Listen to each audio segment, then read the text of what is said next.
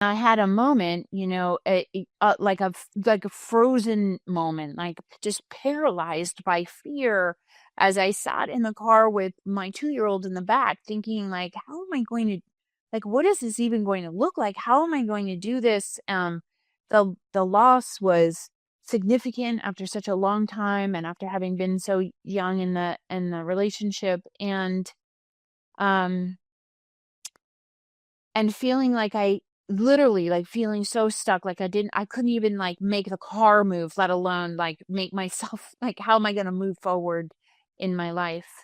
Um, and I think now when I look back on that time, I remember actually calling my dad and asking him, like, "Is this ever the hurt ever going to go away? Like, it will ever stop hurting?" And he said, "Well, there'll be some element of pain always, but it will get better."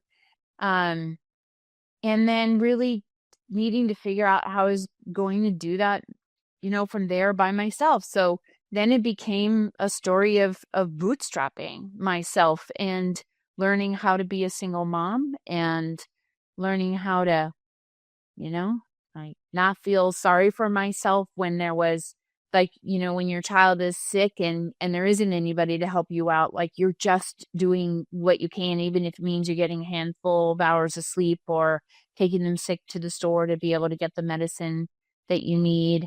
Um, this was a time in my life when I took the calculator with me to the grocery store to figure out exactly what I could put into my cart. And it was very unfamiliar time because it was just nothing that I had anticipated. Like, I just didn't see it coming my way.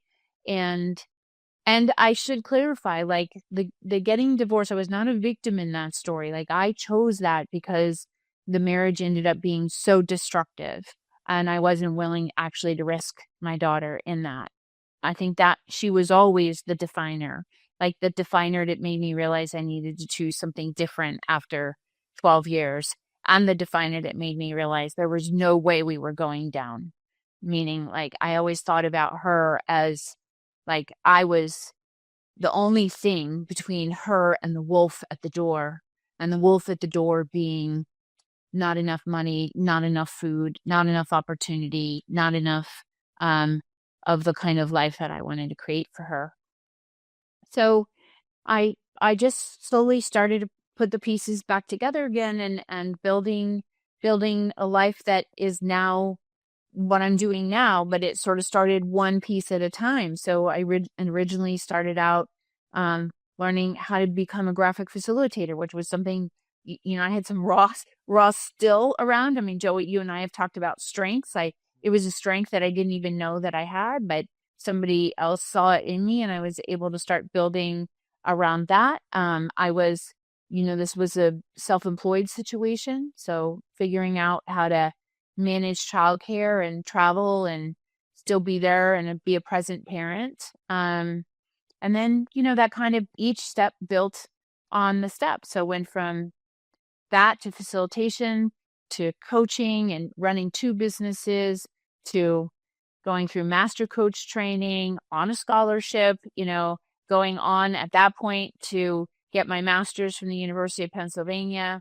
When I had like no money, like I had to borrow the 50 grand that program was like, I had to borrow that on what I called a wing and a prayer. I actually named it that.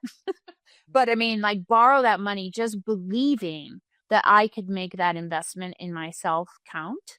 Um, and, you know, building that, parlaying that into founding my business, Peeling Leadership, in 2013, and now putting all the pieces together around executive coaching, leadership development, strategic thinking. How does that show up in a consultancy? How do I scale that? Because I realized after all those years of being a solopreneur that I wanted to build a larger company, both to be able to be part of a team, but also to be able to scale revenue beyond anything I could do on my own. And so yeah, that was 2013, and now it's 2025, and we have 15 employees in a global company. And we are 100% remote, which I always wanted to prove could be done. And I tell my employees all the time, the goal for me in life is to do meaningful work, be well compensated, and have a great quality of life. And that's what I've been able to build. And now I have 3 kids.